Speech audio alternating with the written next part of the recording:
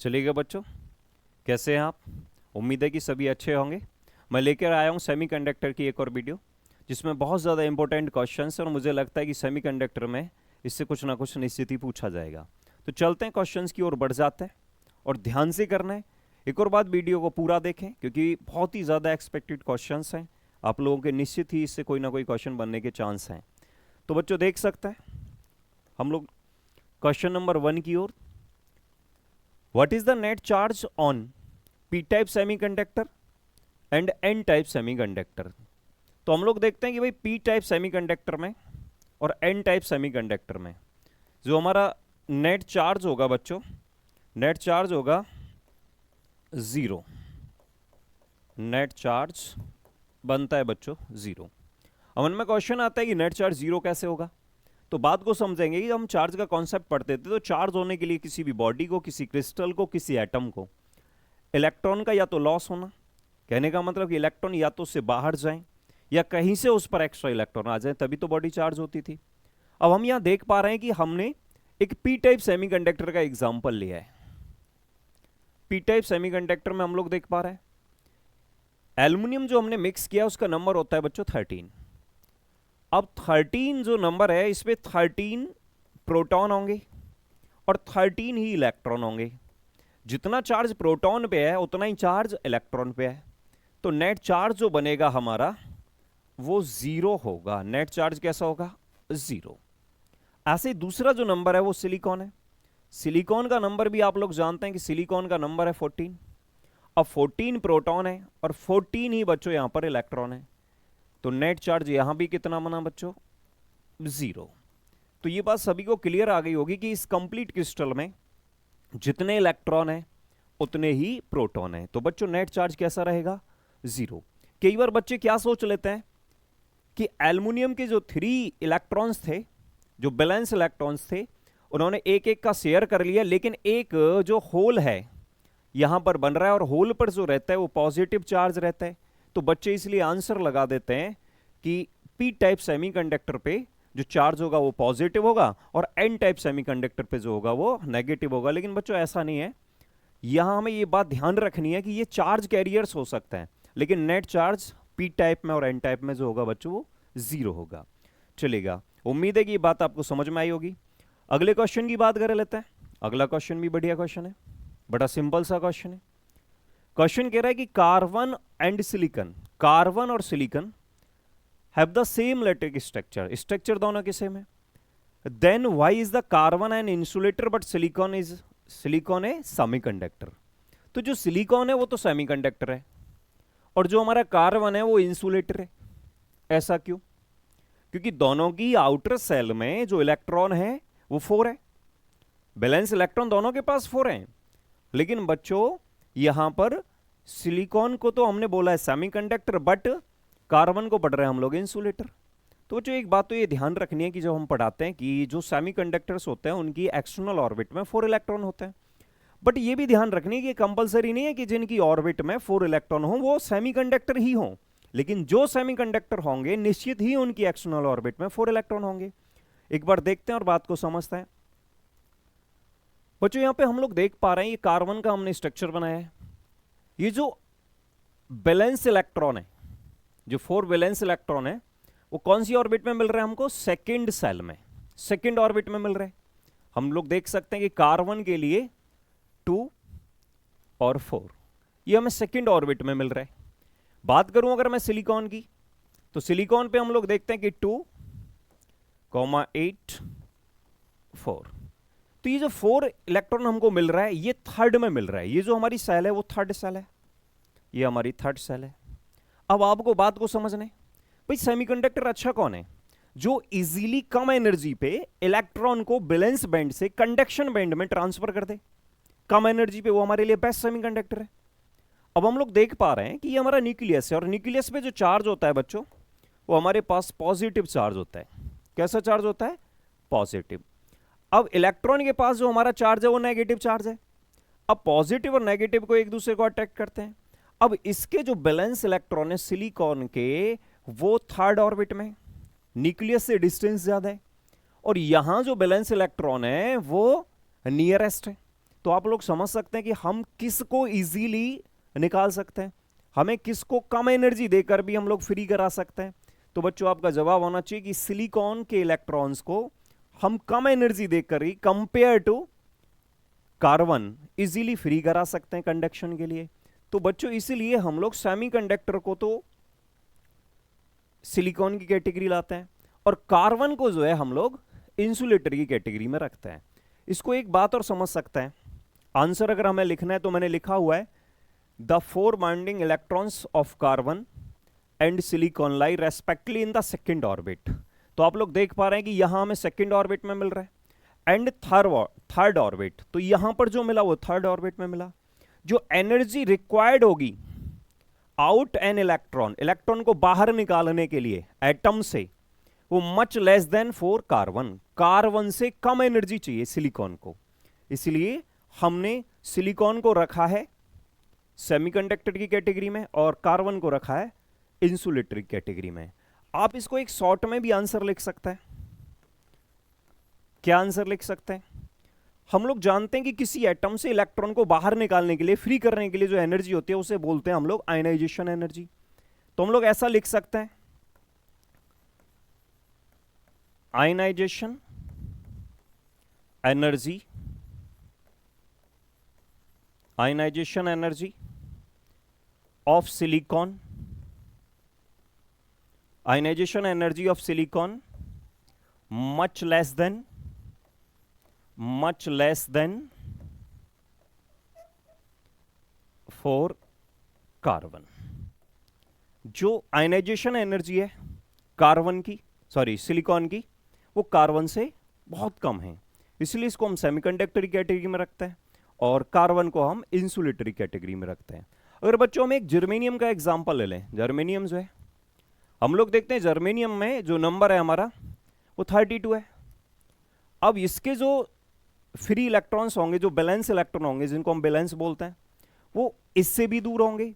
तो ionization energy जो सबसे कम होती है, सबसे ज्यादा होती है कार्बन की, फिर होती है सिलिकॉन की और फिर होती है बच्चों जर्मेनियम की।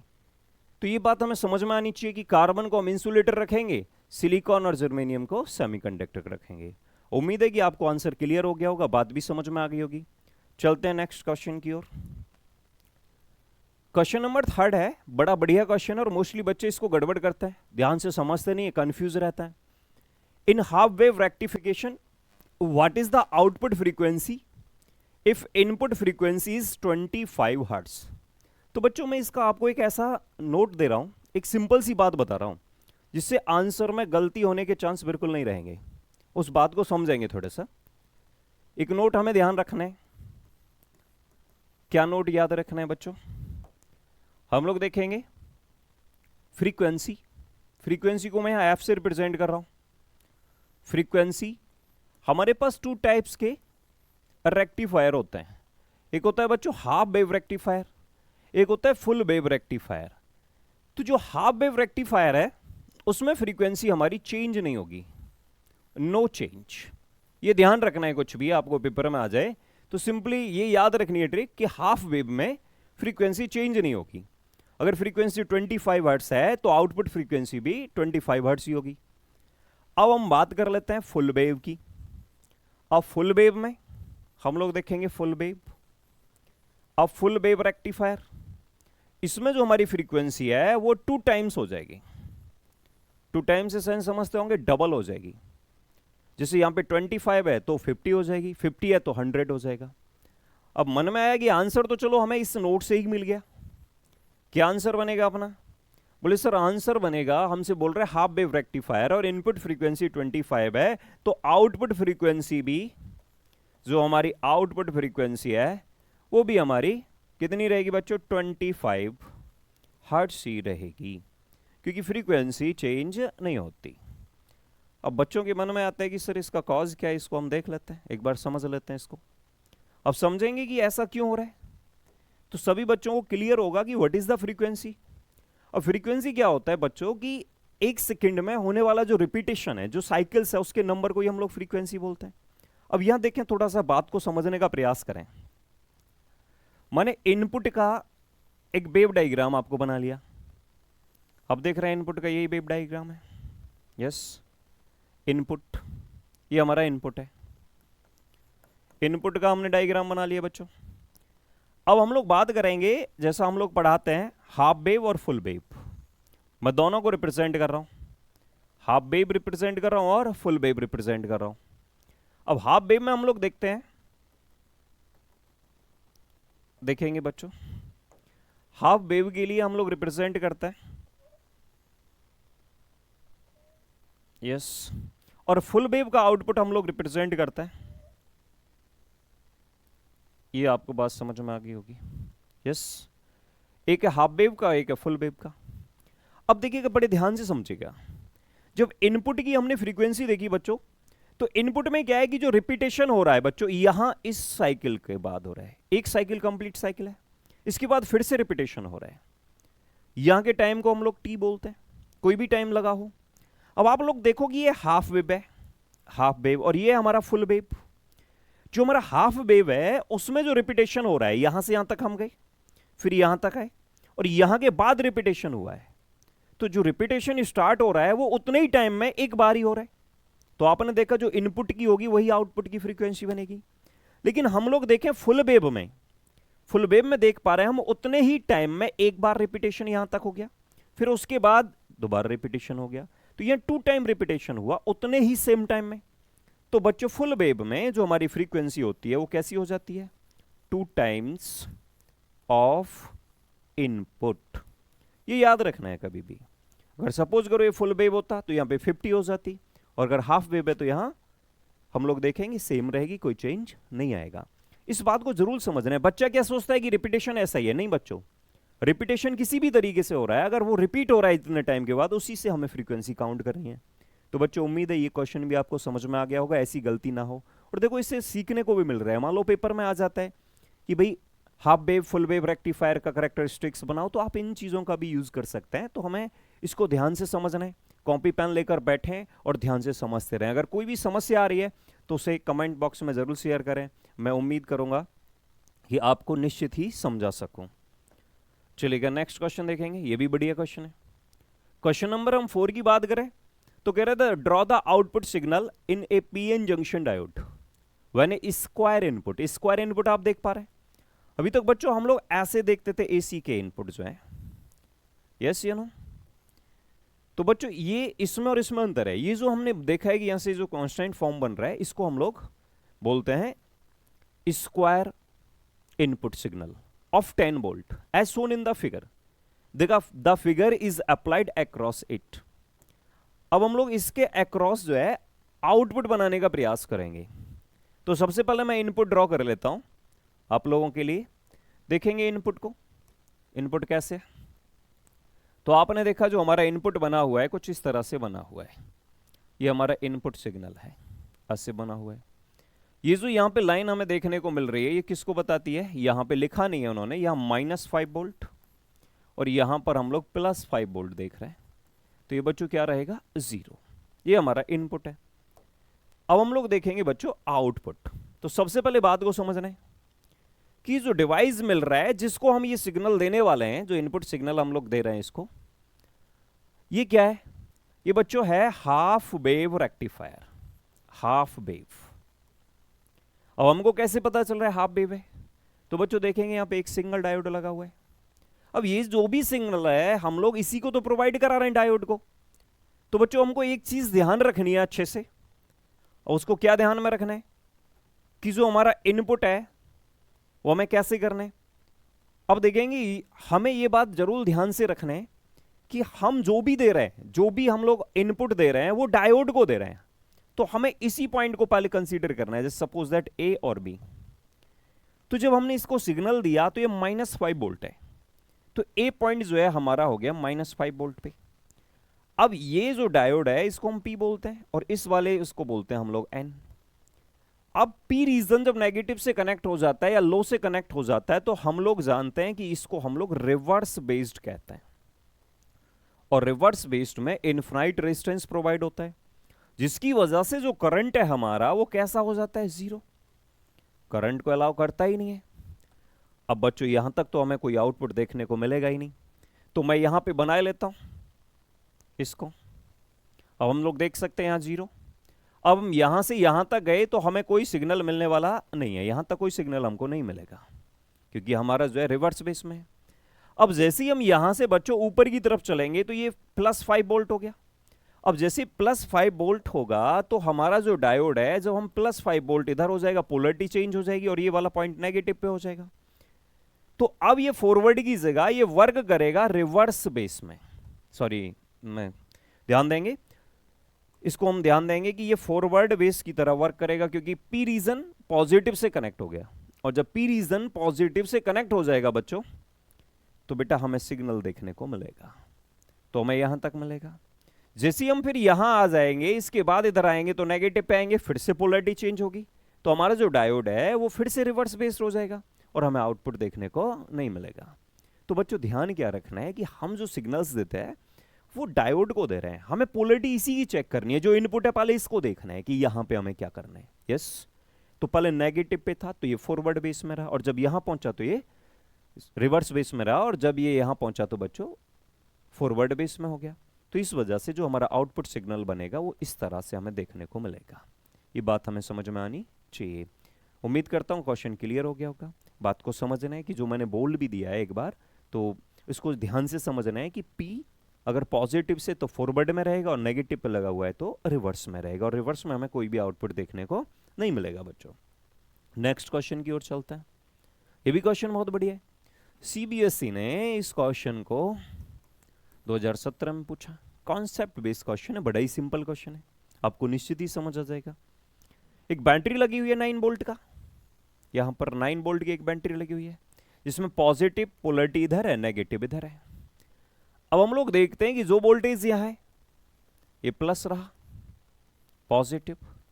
अब आप लोग देख सकते हैं कि जब हम लोग डायोड के पी रीजन को पॉजिटिव से कनेक्ट कर लेते हैं तो बन जाता है फॉरवर्ड बेस, और ये करंट को पास कराते हैं, बोलता है मैं कोई अपोजिशन नहीं दे रहा हूं तेरे को, जा पास हो जा। और जब बच्चों यही डायोड कुछ इस तरह से कनेक्ट हो जाता है कि हम लोग यहां पर नेगेटिव ले लें और यहां पॉजिटिव ले लें, तो ये कहता है कि मैं तेरे को इनफिनाइट रेजिस्टेंस दूंगा और करंट को पास होने नहीं दूंगा। बात समझ में आनी चाहिए। तो बच्चों हम सर्किट से देख पा रहे होंगे कि प्लस पी रीजन से कनेक्ट हुआ, तो ये वाला जो डायोड है, जो D1 डायोड है, D1 डायोड बना फॉरवर्ड बेस, और D2 जो डायोड है, D2 डायोड बन रहा है हमारा बच्चों रिवर्स बेस्ड। अब ये जो रिवर्स बेस बन रहे, रिवर्स बेस्ड डायोड करंट को फ्लो नहीं कराएगा, फॉरवर्ड बेस करंट को अलाउ कराएगा। तो जो बल्ब B1 है जो कनेक्ट है D1 से, तो B1 बल्ब तो ग्लो करेगा, तो हम लोग लिख सकते हैं कि B1 विल ग्लो। यस या नो? तो जो हमारा बल्ब है B1 ग्लो करेगा because diode D1 is in forward base. ये बात आपको समझ में आ गई होगी कि जो हमारा डायोड D1 है वो किस में जुड़ा हुआ है बच्चों? फॉरवर्ड बेस में। तो उम्मीद करता हूं ये क्वेश्चन भी आपको समझ में आ गया होगा। B2 हमारा ग्लो नहीं करेगा क्योंकि ये रिवर्स बेस में जुड़ा हुआ है। तो नेक्स्ट क्वेश्चन की ओर चलता है, देखेंगे बच्चों। अगला क्वेश्चन जो है ये भी एक बढ़िया क्वेश्चन है, बहुत सिंपल और बढ़िया क्वेश्चन है, सीबीएसई ने इसको पूछे। सिंपल क्वेश्चन है और इसमें एक टॉपर की आंसर शीट भी लगी हुई है। देखेंगे क्वेश्चन को, क्या क्वेश्चन है। कहते हैं in the following diagram S is a semiconductor. तो बच्चों जो यहां एस लगा हुआ है, ये जो एस है ये क्या एक सेमीकंडक्टर है, ठीक सर। वुड यू इंक्रीज और decrease the value of R. देख पा रहे हैं कि यहां एक एरो लगा हुआ है, इससे सेंस क्या है कि एक वेरिएबल रेजिस्टेंस है। कैसा रेजिस्टेंस है? वेरिएबल रेजिस्टेंस है। अब जो ये वेरिएबल रेजिस्टेंस है बच्चों, इसमें हम लोग देखेंगे इंक्रीज होगी या वैल्यू डिक्रीज होगी। कब?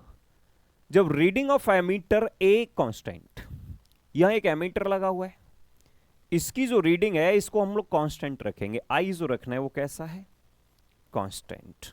बात को समझना है सभी को, जो हमारा आई है वो कैसा है? कांस्टेंट है। व्हेन एस इज हीटेड, जब हम इसको हीटेड करें। Given reason for your answer. तो बड़े सिंपल तरीके से मेरी बात को समझें और सीखें। सबसे पहले हमें एक बात याद रखना है कि रेजिस्टेंस का जो रिलेशन है टेम्परेचर के साथ वो इनवर्सली प्रोपोर्शनल है फॉर सेमीकंडक्टर। फॉर सेमीकंडक्टर, ये आप कंप्लीट समझ लेंगे, मैंने शॉर्ट में लिखा है फॉर सेमीकंडक्टर। बात क्लियर हो गई होगी, ठीक से। अब जो हम सेमीकंडक्टर को हीटेड करेंगे, जब हम एस को हीटेड करेंगे, क्वेश्चन कह रहा है कि एस को हम क्या कर दें, हीटेड कर दें। तो एस हीटेड हुआ मतलब टेम्परेचर जो है इंक्रीज हुआ, तो बच्चों जो रेजिस्टेंस है सेमीकंडक्टर का वो हमारा डिक्रीज हुआ होगा। यस, ये बात आपको क्लियरली समझ में आ गई होगी। अब ये जो हमारा आर है और सेमीकंडक्टर है एक दूसरे के साथ सीरीज में कनेक्ट है, तो नेट रेजिस्टेंस जो है सर्किट का वो बनेगा resistance of semiconductor plus resistance of register. बात समझनी है हमारी। अब हम लोग करंट की बात कर लेते हैं, तो हम लोग जानते हैं कि I is equal to V upon के सर्किट का जो रेजिस्टेंस है, और सर्किट का रेजिस्टेंस है semiconductor plus resistance of resistor. Yes, अब क्वेश्चन क्या कह रहा है कि जो I है, जो हमारा I है वो हमें कैसा रखना है, जो I है हमारा वो रखना है हमको कांस्टेंट। यस, इसकी वैल्यू हमको चेंज नहीं होने देना है, बात समझना चाहिए। और V हम लोग चेंज कर ही नहीं रहे, इसको भी नो चेंज, वही बैटरी है, कांस्टेंट बैटरी है, नो चेंज। बात को समझें सभी। अब देखो ध्यान से, जब हमने टेम्परेचर को इंक्रीज किया, सेमीकंडक्टर को हीटेड किया, तो रेजिस्टेंस डिक्रीज हुआ। अब जब ये रेजिस्टेंस डिक्रीज होगा, ये वाला रेजिस्टेंस डिक्रीज होगा, तो नेट रेजिस्टेंस डिक्रीज हुआ सर्किट का, और रेजिस्टेंस डिक्रीज होगा तो करंट बढ़ना चाहिए। लेकिन शर्त क्या है कि करंट को कांस्टेंट रखना है। तो भाई एक का रेजिस्टेंस कम हो रहा है और हमें करंट को मेंटेन रखना है, और ये वैल्यू भी हम लोग चेंज नहीं कर रहे हैं, तो इस वैल्यू को भी हमें कांस्टेंट ही रखना है। तो अगर ये वाली वैल्यू डिक्रीज हो रही है तो बच्चों फिर हम इस वैल्यू को क्या कर लें, इंक्रीज कर लें। तो बच्चों सेमीकंडक्टर को जो हम हीटेड करेंगे तो हमें बात समझ में आनी चाहिए, जो हमारा रजिस्टर लगा हुआ है हमें उसके रेजिस्टेंस को इंक्रीज करना होगा। तो हमारा जो आंसर बनेगा वो हमें समझ में आ जाना चाहिए कि आंसर क्या है। आंसर बनेगा कि वैल्यू ऑफ आर क्या होगी, इंक्रीज। तो वैल्यू ऑफ आर जो होगी वो क्या हो जाएगी, इंक्रीज रहेगी। बात समझ में आती है, वैल्यू ऑफ आर क्या रहेगी बच्चों, इंक्रीज। तो क्वेश्चन आपको समझ में आ गया होगा कि वैल्यू ऑफ आर जो रहेगी वो इंक्रीज करनी पड़ेगी। उम्मीद है ये क्वेश्चन आपको समझ में आया होगा। नेक्स्ट क्वेश्चन समझेंगे। Draw energy band diagram for N type and P type semiconductor at T greater than 0 kelvin. बड़ा ही इंपॉर्टेंट क्वेश्चन है, कई बार बोर्ड पूछ चुका है, अक्सर इस पे बहुत क्वेश्चंस बनता है। कई बार क्वेश्चन को पलटकर भी पूछ लेता है, हमसे बोल रहा है कि एनर्जी डायग्राम बनाए। कई बार एनर्जी डायग्राम देकर ये पूछ सकता है कि बताइए कौन से टाइप का सेमीकंडक्टर है। तो सबसे पहले हम लोग बात करेंगे कि हमारे पास कितने तरीके के बैंड्स होते हैं। तो हम लोग देखते हैं कि सेमीकंडक्टर के अंदर हम लोग 2 टाइप्स के बैंड्स पढ़ते हैं। एक हम लोग पढ़ते हैं कंडक्शन बैंड, और दूसरा हम लोग पढ़ते हैं बच्चों balance band.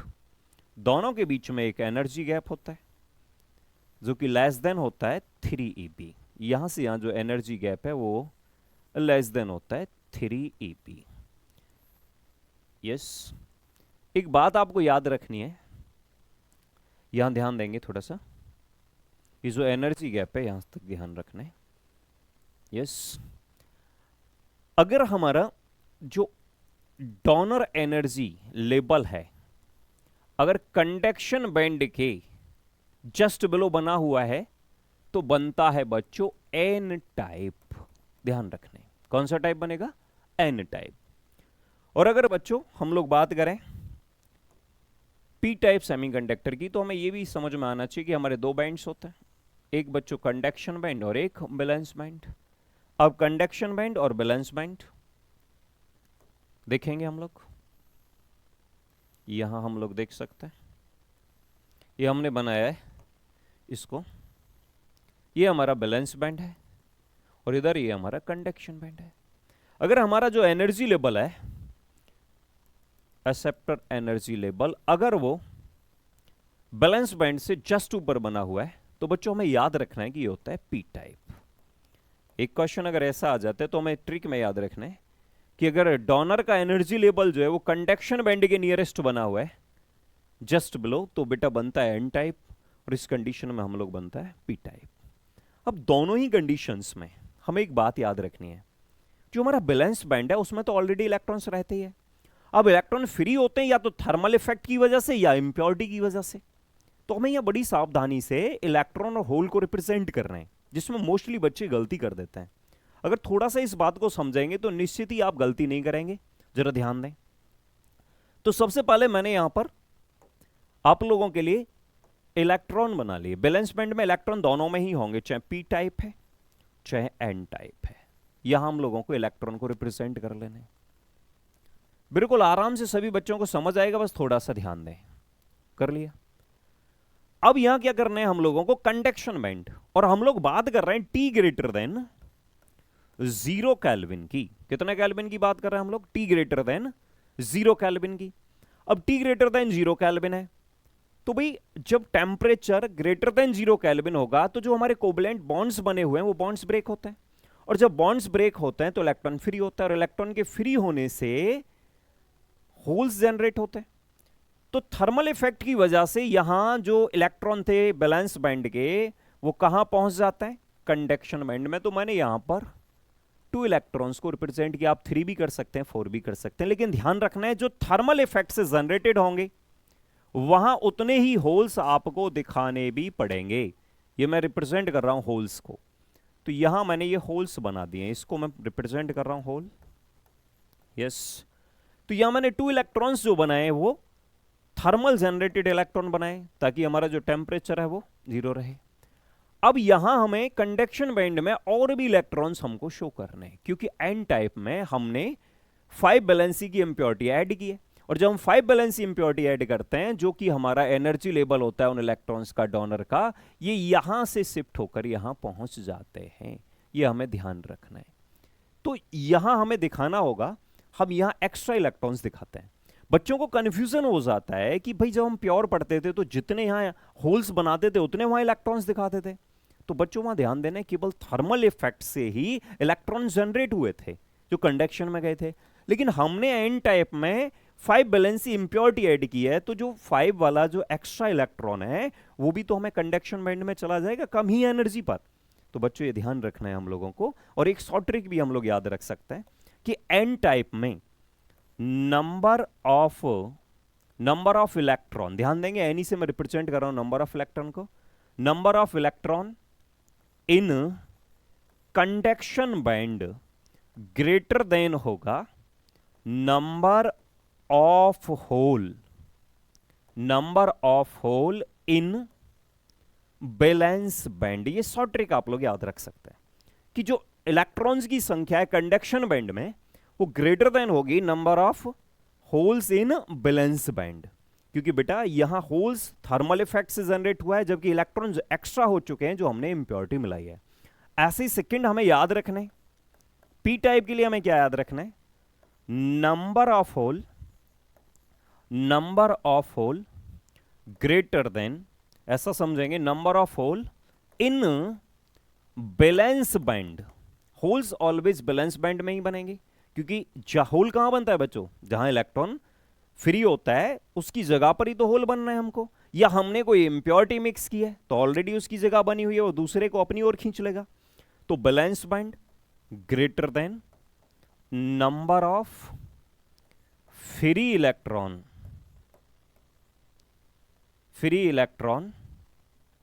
Number of free electron, ध्यान देंगे बच्चों, नंबर ऑफ इलेक्ट्रॉन,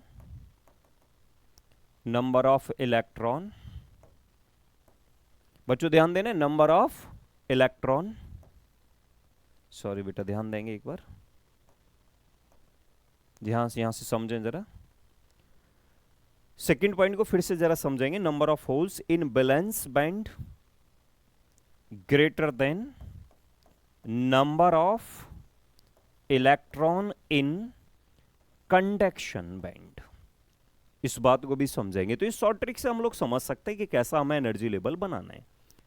बच्चों यहां ध्यान देंगे कि यहां मैंने इलेक्ट्रॉन्स तो बनाए, लेकिन मैं यहां होल्स भी जनरेट करके दिखा रहा हूं। यस, अब यहां मैंने इलेक्ट्रॉन शो करने, तो मैंने यहां पर बच्चों इलेक्ट्रॉन शो कर दिए, और ये जो इलेक्ट्रॉन आए हैं ये थर्मल इफेक्ट की वजह से, किस इफेक्ट की वजह से? थर्मल इफेक्ट की वजह से जो फ्री हुए हैं, ये मैंने दिखा दिया थर्मल इफेक्ट की वजह से, केवल 2 इलेक्ट्रॉन। लेकिन हम लोग ऐसा समझते हैं कि जब इलेक्ट्रॉन यहां गए तो होल्स बनने चाहिए, तो ये एक्स्ट्रा होल्स कहां से जनरेट हुआ?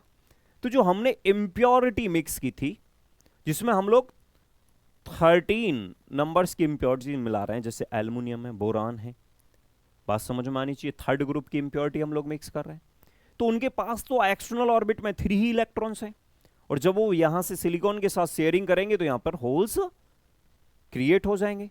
तो इसलिए बेटा यहां पर नंबर ऑफ होल्स जो है बैलेंस बैंड में ज्यादा होंगे। इस पिक्चर को हम लोग ध्यान रखेंगे। अगला कह रहा है mention the significance of these labels. In label से क्या सिग्निफिकेंस है? तो बच्चों में समझ में आना चाहिए कि इन लेवल से जो हम इंप्योरिटी मिक्स करते हैं सेमीकंडक्टर के अंदर, तो उसकी जो कंडक्टिविटी है डोनर और एक्सेप्टर के आने से इंक्रीज हो जाती है। ये बात हमको समझ में आनी चाहिए। बढ़िया क्वेश्चन है, इसको सीख सकते हैं और इस नोट को भी हम लोग याद रख सकते हैं। चलते हैं नेक्स्ट क्वेश्चन की ओर। ये भी एक बहुत बढ़िया क्वेश्चन है। How does the conductivity of A semiconductor change with the rise in its temperature? अगर हम टेम्परेचर को बढ़ा दें तो इसकी कंडक्टिविटी कैसे बढ़ जाती है, क्यों बढ़ जाती है, कैसे बढ़ जाती है? बड़ा सिंपल सा क्वेश्चन है, आप लोग समझ सकते हैं। यहां ध्यान देंगे कि कंडक्टिविटी का एक फॉर्मूला हम लोग पढ़ते हैं। कंडक्टिविटी होती है E, elementary charge, number of electron, mobility of electron plus number of hole and mobility of hole. मैं आपको जानकारी देना चाहता हूं कि जो हमारी मोबिलिटी है वो हम लोग पढ़ते थे, mobility is equal to drift velocity upon field, electric field. Unit field provide कराने पे इलेक्ट्रॉन या चार्ज कैरियर्स जिस वेलोसिटी से ड्रिफ्ट करते हैं उसी को हम उसकी मोबिलिटी पढ़ते हैं। अब ड्रिफ्ट वेलोसिटी का फॉर्मूला है ई टॉय अपॉन एम, और नीचे हम लोग ई पढ़ते हैं, ई इलेक्ट्रिक फील्ड है तो ई से ई ब्रेक कर सकते हैं, तो हमारा फॉर्मूला बनता है ई टॉय अपॉन के एम। तो मोबिलिटी जो डिपेंड करती है वो रिलैक्सेशन टाइम पे डिपेंड कर रही है, टॉय के डायरेक्टली प्रोपोर्शनल है। और टॉय जो होता है बच्चों, टॉय चाहे हम कंडक्टर पढ़ रहे हो चाहे हम सेमीकंडक्टर पढ़ रहे हो, टॉय जो होता है वो टेम्परेचर के साथ इनवर्सली रिलेशन रखता है। जैसे जैसे हम लोग टेम्परेचर को बढ़ाते हैं, जैसे हम लोग टेम्परेचर बढ़ा रहे हैं, टेम्परेचर हम लोग इंक्रीज कर रहे हैं, तो हमारा जो रिलैक्सेशन टाइम है वो बच्चों डिक्रीज हो जाते हैं। और जब ये रिलैक्सेशन टाइम डिक्रीज होगा तो आप लोग देख सकते हैं कि यहां रिलैक्सेशन टाइम डिक्रीज हुआ तो जो हमारी मोबिलिटी है वो भी डिक्रीज होगी, तो मोबिलिटी हमारी हो जाती है डिक्रीज। बात समझ में आना चाहिए। अब मोबिलिटी तो हमारी डिक्रीज हो रही है, लेकिन इस रिलेशन में हम लोग देख पा रहे हैं एन। एन क्या है? Number density of charge carriers. तो हम लोग जानते हैं, अभी हम लोग पढ़ रहे थे कि चाहे हम एन टाइप पढ़े चाहे हम पी टाइप पढ़े या प्योर सेमीकंडक्टर पढ़े, सभी के बीच में शेयरिंग होता है बॉन्ड्स। जो एक्सटर्नल इलेक्ट्रॉन्स हैं, बैलेंस इलेक्ट्रॉन है, वो अपनी ऑर्बिट कंप्लीट करना चाहते हैं और शेयरिंग कर लेते हैं, और शेयरिंग से जो बॉन्ड बनता है उसे कोवैलेंट बॉन्ड बोलते हैं। अब जैसे ही हम लोग टेम्परेचर बढ़ाते हैं तो बॉन्ड्स ब्रेक होते हैं, और बॉन्ड्स के ब्रेक होने से इलेक्ट्रॉन फ्री होके बैलेंस बैंड से कंडक्शन बैंड में जंप कर जाते हैं। तो बच्चों यहां क्या हो रहा है कि number of E and number of H, ये दोनों जो नंबर है टेम्परेचर के बढ़ने से इंक्रीज हो जाते हैं। तो एक फैक्टर तो हमारा डिक्रीज कर रहा है वैल्यू को, एक फैक्टर जो है इंक्रीज कर लेता है, लेकिन बच्चों जो हम देखते हैं तो फाइनली जो इफेक्ट आता है वो इंक्रीज का आता है। तो टेम्परेचर के इंक्रीज करने से हमारी जो कंडक्टिविटी है वो बढ़ जाती है। तो आंसर में आप ऐसा लिख सकते हैं कि number of density of charge carriers increase compare to the effect of mobility, so the net effect increase in conductivity with the temperature rise. या दूसरा आंसर मैंने लिखा है properly, when a semiconductor is heated more and more electrons jump across the forbidden energy gap from valence band to conduction band। अब जब more number of charge carriers free हो जाएंगे और कंडक्शन बैंड में पहुंच जाएंगे तो बच्चों सीधा सीधा हमें ध्यान से समझ में आना चाहिए कि हम लोग की कंडक्टिविटी जो है बढ़ जाएगी। यस यू नो, कंडक्टर की जो कंडक्टिविटी है वो तो आप जानते हैं कि कंडक्टर तो अलग है, लेकिन सेमीकंडक्टर में जो कंडक्टिविटी वो ऑलरेडी बढ़ जाएगी। यस, ये बात आपको समझ में आ जानी चाहिए। एक और बात याद रखनी है, अगर टेम्परेचर हमारा 0 केल्विन हो तो हमसे पूछ लेते हैं कि 0 केल्विन पर सेमीकंडक्टर जो है वो कैसा बिहेवियर करता है। तो 0 केल्विन पर बच्चों बिहेव करता है as a insulator, because 0 kelvin पर जो हमारे बॉन्ड्स बने होते हैं, शेयरिंग बॉन्ड, बिहेव करते हैं लाइक एज ए डायमंड। कोई बॉन्ड्स ब्रेक नहीं होता और कोई इलेक्ट्रॉन फ्री नहीं होता, और जब कोई चार्ज कैरियर प्रेजेंट नहीं होगा तो बच्चों कंडक्शन भी नहीं होगा। ये बात हमें समझ में आ जानी चाहिए कि T is equal to 0 kelvin. बात क्लियर हुई सभी बच्चों को? अगला क्वेश्चन देखेंगे, नेक्स्ट क्वेश्चन। ये क्वेश्चन फिर से एक पहले भी है, मैं ऐसा क्वेश्चन करा चुका हूं। Draw the explain the output waveform across the load resistor R if the input waveform is an shown in the figure. तो जो फिगर में हम लोगों ने ये क्वेश्चन दिखाया हुआ है, अब हम लोग देख रहे हैं, मैंने पहले भी सिखाया था कि हमें इस डिवाइस पे वर्क करना है। इसको बोलते हैं हम पीएन जंक्शन डायोड। अब डायोड का जो हम मिल रहा है, यहां पे 0 वोल्ट है, यहां 5 वोल्ट है। तो बच्चों यहां जब +5 वोल्ट है, तो जब ये प्लस पे होगा तो आप लोग जानते हैं कि पी रीजन जब प्लस से जुड़ेगा तो बच्चों फॉरवर्ड बेस बनता है। और फॉरवर्ड बेस कहता है कि मैं तो जी करंट को अलाउ करूंगा, मैं कोई अपोजिशन इसे प्रोवाइड नहीं करा रहा हूं, आइडियल डायोड है अगर तो बच्चों हमें आउटपुट देखने को मिलेगा। तो हम लोगों को बात समझ में आना चाहिए कि जो हमारा आउटपुट है, मैं यहीं पर अगर बनाऊं इसको तो देखेंगे कि अगर हम लोग इनपुट देख पा रहे हैं कुछ इस तरह से बना हुआ है हमारा। तो अगर मैं यहां बनाऊं इसको, ध्यान दें, यहां से ये 0 है, ये 5 है प्लस, ध्यान देंगे बच्चों सभी, ये +5। तो बच्चों यहां पर हम लोग देखेंगे कि यहां हमें अपना इनपुट देखने को, इनपुट का ये आउटपुट हमें देखने को मिलेगा। लेकिन जैसे ही हम लोग यहां से इधर आएंगे नेगेटिव साइकिल में, और जैसी नेगेटिव साइकिल हम लोग देखेंगे यहां पर, ये जो हमारी नेगेटिव साइकिल है, इधर ध्यान देना है, जो मैं राइट से बना रहा हूं, नेगेटिव पे ये पोलरिटी नेगेटिव हो जाएगी और ये पॉजिटिव। और पी रीजन जब नेगेटिव से कनेक्ट हो जाएगा तो बच्चों रिवर्स बेस बनेगा। और रिवर्स बेस में डायोड कहता है कि मैं अब करंट को फ्लो होने नहीं दूंगा, मैं इसको इन्फिनाइट रेजिस्टेंस प्रोवाइड कराऊंगा। तो बच्चों इसका जो हमारा आउटपुट है वो इस तरह से हमें देखने को मिलेगा। यस या नो? निश्चित ही बात समझ में आई होगी। नेक्स्ट क्वेश्चन की ओर बढ़ते हैं। देखिएगा, इस तरह के क्वेश्चन पे आप फोकस करें। मैं इस वीडियो में इस तरह के 2 क्वेश्चन लेके आया हूं, सभी बच्चे समझने का प्रयास करेंगे। क्वेश्चन कह रहे the circuit shown in the figure has 2 oppositely connected ideal diode. पहले तो ये समझना है आइडियल डायोड क्या है। आइडियल डायोड को हम ऐसा कंसीडर करेंगे कि हमें कोई रेजिस्टेंस अपना प्रोवाइड नहीं करा रहे हैं, जबकि हम लोग देखते हैं कि कोई भी इलेक्ट्रॉनिक्स डिवाइसेस जो बना रहे हैं रेजिस्टेंस तो प्रोवाइड होगा, लेकिन आइडियल डायोड में हम लोग ऐसा कंसीडर करेंगे कि इसका कोई रेजिस्टेंस नहीं है। Connected in parallel, find the current flowing through each diode in the circuit. तो हम लोगों ने अभी भी ये सीखा कि भाई जो हमारा डायोड है, अगर इसका पी रीजन प्लस से कनेक्ट हो जाता है और एन रीजन जो है हमारा माइनस से कनेक्ट हो रहा है, तो ये करंट को अलाउ कराता है, करंट को पास करा देगा, करंट पासिंग हो जाएगी। यस या नो? ये बात हमें समझ में आनी चाहिए। करंट हमारी पास हो जाती है इससे, इसको हम बोलते हैं फॉरवर्ड बेस। समझ में आ रही होगी, फॉरवर्ड बेस। और बेटा जब इसका अपोजिट कर देते हैं तो बन जाता है रिवर्स बेस। तो हमको देखना है कि बैटरी हमारी यहां लगी हुई है, ये प्लस है, ये माइनस है।